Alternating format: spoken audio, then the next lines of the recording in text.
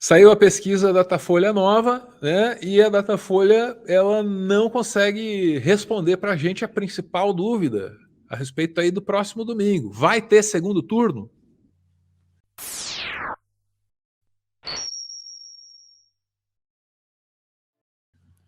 Bora lá com a Sofia. Cadê, Sofia? Vamos lá. Bora lá. Direto ao ponto, o que que diz a pesquisa Datafolha? Então, se está aparecendo para mim, não deve estar aparecendo para o Álvaro. Não tá comigo. Então, só aqui o gráficozinho dos votos válidos, mostrando aí Lula, PT, 50%, Bolsonaro, PL, 36%, Ciro, 6%, Tebet está ali 6% também, e os outros 1%. Agora, isso aí a gente vê, Lula 50%, já pensa aí, ok, para vencer em primeiro turno precisa ter 50% dos votos válidos mais um. Então, significa que a pesquisa está indicando uma vitória do Lula? Não, porque a gente tem que lembrar que existe aí, então, da margem de erro de 2%. Então, esse 50% é 48 a 52. Podemos ou não ter um segundo turno. Mas aí eu acho que vale a gente pensar em trazer a fala aqui de um especialista que entende disso mais do que nós. Então, Nesse momento aqui, já de algum tempo para cá, a discussão que se dá, o lead, como a gente costuma chamar aqui, a manchete da campanha eleitoral é: haverá ou não segundo turno com Lula no limite para levar domingo ou não? Tem muita gente que deixa para tomar a decisão, acho que travou a imagem, agora destravou a imagem do professor. Tem muita gente que deixa para tomar a decisão, né, professor, na sexta-feira à noite, no sábado depois daquelas pesquisas que são divulgadas e até no domingo de manhã. Pelo fato de a gente estar vivendo um segundo turno antecipado no primeiro turno, o senhor acha que muita gente vai fazer esse movimento entre hoje, sábado e domingo, de tomar uma decisão como se já estivesse votando no segundo turno para impedir que a eleição termine no domingo ou para fazer com que a eleição termine no domingo? Bom, a gente não pode esquecer que a maioria das pesquisas dão algo em torno de 4 a 5% de eleitores indecisos. Isso pode ser determinante nessa última hora que haja uma vitória de Lula no primeiro turno. Há outros elementos que podem também evitar ou consolidar a vitória do Lula no primeiro turno. Abstenções, isso pode contar bastante. A gente não pode esquecer que nas últimas eleições no nível nacional, embora as campanhas tenham sido municipais, as abstenções chegaram a algo em próximas ali de 30%. Isso pode ser determinante também para que se evite a vitória no primeiro turno, né? Ou mesmo pode ser que consolide a vitória do Lula logo de cara. Isso porque tudo dependerá da quantidade dos votos válidos. E também tem um último movimento, que é o movimento do voto útil. Isso se dá, sobretudo, contra a figura de Jair Bolsonaro, devido ao fato de que os 3 anos e meio, quase 4 anos de mandato, foram anos bem conturbados, né, de ataques aos meios de comunicação, à população negra, indígena, assim como também as mulheres, a questão da pandemia, inflação, desemprego. É preciso considerar também que houve uma alavancagem da economia brasileira, assim, muito às vésperas das eleições. Bolsonaro tenta tirar algum proveito disso, mas o resultado, né, nós teremos no domingo, e há uma tendência muito forte, sim, do Lula vencer no primeiro turno, né? Isso não sou eu que está dizendo, são os próprios números, né? Boa parte dos cientistas políticos e estatísticos tem apontado essa direção, seja pela quantidade de indecisos, seja pela campanha do voto útil, ou até mesmo a respeito do histórico recente que a gente tem das abstenções. Então, vimos aí. Então, uma tendência que os números indicam de vitória em primeiro turno. Agora, tem mais coisas que essa pesquisa Datafolha aí, ela pode nos mostrar. Álvaro, eu não sei você, mas toda vez que sai uma pesquisa dessas, quando eu olho, eu também gosto muito de prestar atenção na divisão dos votos pelos grupos. Isso acaba dizendo muito para a gente dessas tendências. Então, O Datafolha facilitou muito a minha vida e fez uma série de reportagens A mostrando Datafolha é show. cada uma das aqui vários grupos. Então vou começar a colocar aí. Tá aqui comigo então? Não, tá comigo também. Vamos lá, deixa eu te ajudar. Datafolha, eleitor sem religião, dá 38 pontos de vantagem para Lula. O grupo representa 11% do eleitorado, terceira maior força, depois dos católicos e dos evangélicos. Aí a segunda manchete que a Sofia traz para a gente é: Datafolha, Lula amplia a vantagem entre católicos e Bolsonaro segue líder entre evangélicos. Veja como os dois evoluíram nas pesquisas desde maio, entre os dois maiores grupos religiosos. E aí, se você ligou essa segunda manchete ao debate, que tinha o padre não sei das quantas, lá esquece que esse Datafolha saiu no dia do debate, então não captou a oscilação do debate, né, Sofia? Só é importante. É bom, sim, pontuar. exatamente. É bom a gente pontuar isso. Datafolha saiu, na verdade, antes, né? O debate foi praticamente de madrugada, enfim. Enquanto esses resultados saíram, era lá pelas 6 da tarde, se eu não me engano. Mas isso aí eu já acho que é interessante a gente perceber que, na verdade, em 2 dos 3 principais grupos religiosos, né, o Lula está com a vantagem, mas os evangélicos continuam sendo ainda um nicho no qual o Bolsonaro está liderando. Daí a gente pode fazer aqui elucubrações sobre qual que seria o papel da Michelle nisso, qual seria o papel do Silas Malafaia, que vai passear no Reino Unido junto com o Bolsonaro nisso, independente de... Aí seriam elucubrações, mas independente de o que esteja acontecendo, os evangélicos continuam aí nas mãos do Bolsonaro. Pensando em gênero, daí nós temos essa manchete aqui. Vamos lá. Ó. Todas da Folha, né, Sofia? Sim, todas. Datafolha. Lulas é ótimo. Lula mantém vantagem sobre Bolsonaro entre mulheres e homens. Veja como os dois evoluíram nas pesquisas desde maio, nesses dois grupos. Nesse aqui, eu trouxe aqui esse corte. Pedacinho do texto, né? Pesquisa Datafolha mais recente mostra que o Lula conservou sua vantagem entre as mulheres na última semana. Oscilou positivamente de 49 para 50, enquanto Jair manteve-se nos 29, que vem registrando desde o comecinho do mês.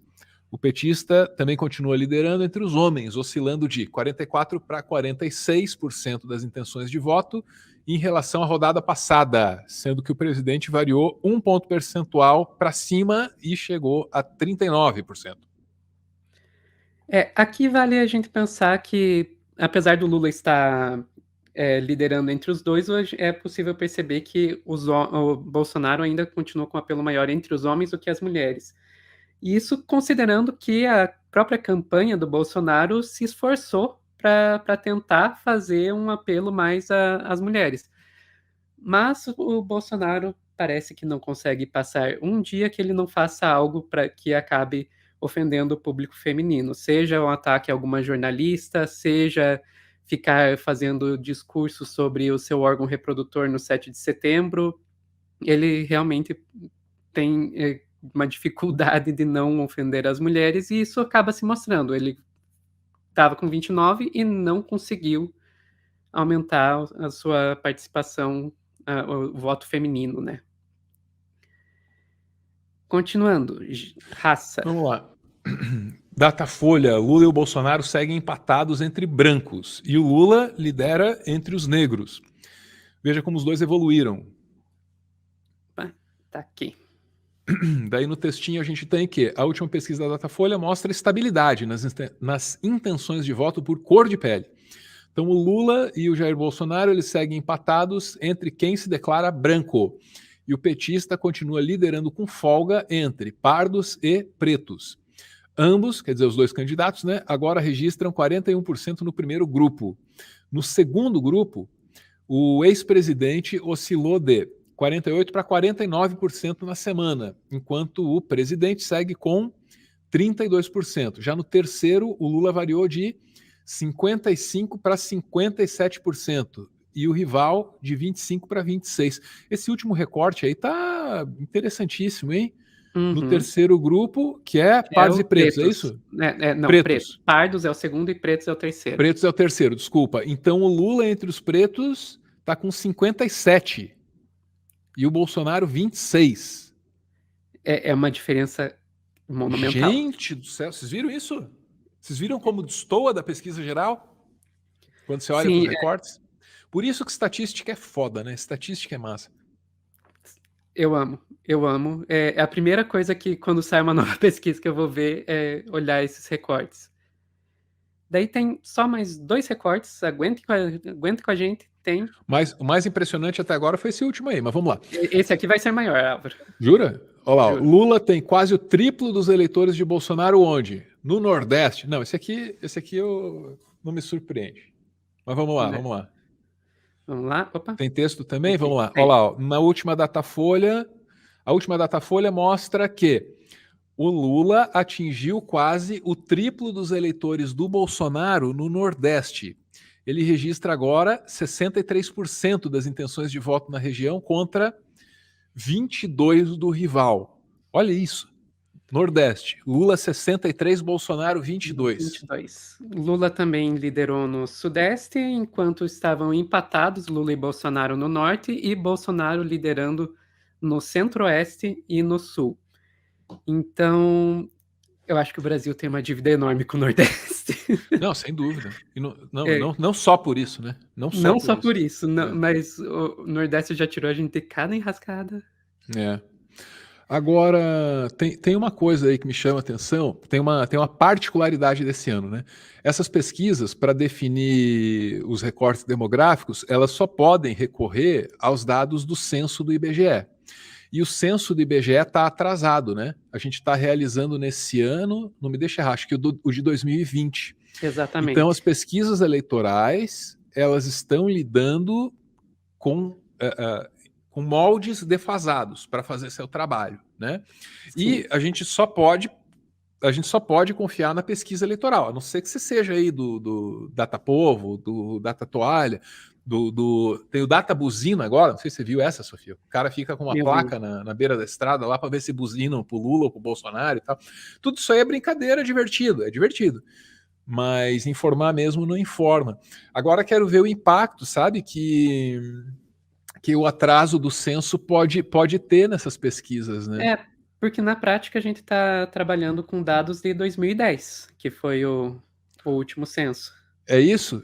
É 2010. Nós estamos lidando com o de 10, tá? Olha aí, ó, 10, porra, muita diferença. Era para estarmos usando o de 20, mas que só está sendo realizado agora aos trancos e barrancos, e isso, vale lembrar, foi por falta de financiamento, né? O governo Bolsonaro fez com o nosso conhecimento demográfico do Brasil, o que ele fez com o meio ambiente, o que ele fez com a nossa saúde na pandemia. Vou citar só um exemplo, já que a gente partiu da pesquisa para essa história aí sobre estatística e tal, né? Da pesquisa eleitoral para isso, eu penso muito, Sofia, no CAGED, né? Que mede o emprego e o desemprego no Brasil. Os ciristas têm usado muito isso e tal, né? Olha aí, ó, vocês falam do governo Bolsonaro, que a economia vai mal no Bolsonaro, mas na Dilma o desemprego era maior. E aí tem uma armadilha enorme, porque o governo Bolsonaro foi lá e avacalhou o CAGED, de maneira que começou a considerar emprego qualquer bico, entendeu? Qualquer frila virou emprego. Aí o que aconteceu? De um momento para o outro, você derrubou o desemprego no Brasil de maneira artificial, de maneira maquiada, de maneira trambiqueira. Então, não dá mais para comparar. Olha a gravidade disso. Você não consegue mais comparar o desemprego no Brasil atual com o desemprego no Brasil passado. Então, qualquer pesquisador, já pararam para pensar nisso, não? Que for trabalhar com esses dados, que for tentar entender o trabalho e o trabalhador no Brasil, tem essa disrupção de um momento para o outro, que é o governo Bolsonaro, né?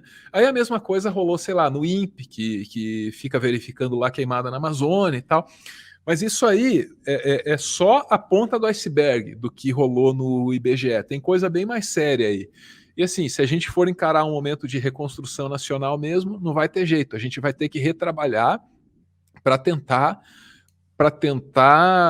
configurar um novo panorama, assim, que seja possível pesquisar essas coisas, né? Porque desse jeito não dá. A gente precisa saber quantos somos, quem somos, o que fazemos, para poder desenvolver política pública direito. Tudo parte disso. Toda decisão é tomada com base nesses dados, né, Sofia? Você tocou exatamente no ponto. Eu estava esperando para dizer isso. Vamos e convenhamos, a pesquisa eleitoral é o menor dos problemas. Quando a gente pensa no dano que causa, a gente está com esse senso atrasado, porque todas as políticas públicas acabam se baseando nos dados do IBGE. Quando você acaba retirando o censo, você tira também a própria possibilidade de elaboração de políticas públicas mais efetivas. Mas falta um último recorte aqui. Álvaro, tá? Vamos lá, Datafolha, Lula mantém liderança entre os mais pobres e o Bolsonaro nas faixas de renda acima. Esse também bem Acima explorado quanto? no noticiário, né? E no texto a gente tem, a última pesquisa da Datafolha está mostrando que o Lula mantém sua vantagem entre os mais pobres, que têm renda de até 2 salários mínimos. Quanto é 2 salários mínimos? 2.424. Já o Bolsonaro, ele está liderando entre os que ganham acima desse valor. Então tem uma linha de corte aí nesses 2 salários, R$ 2.242. Exatamente. E, como você falou, é bem explorado nos noticiários e, vamos e convenhamos, acaba não sendo muito difícil de entender, né? Você já reparou isso? Que a mídia hegemônica ela se sente muito mais à vontade fazendo um recorte por renda do que por cor? Sim. É meio que um tabu. Não, falando sério mesmo, é meio que um tabu. Não pode falar a palavra censurado, os caras imaginam, sei lá, um militar com uma arma na tua cabeça, né? Mas eu já fui censurado em redação por tentar trazer esses recortes da pesquisa. E não, concentra na renda aí, isso aí é muito delicado. Eu lembro de um chefe me falar isso é muito delicado, entendeu? O pessoal tem vergonha de trazer esse recorte e tal, não sei por quê. Porque assim, é essencial, né? Sim, e é essencial, especialmente quando a gente pensa no histórico que o Bolsonaro tem na hora de lidar com essa questão de raça, né? Lembrar lá do quilombola, que só serve de reprodutor, pesado em arrobas. Não é uma grande surpresa quando a gente vê que existe uma rejeição ao Bolsonaro por parte desse grupo.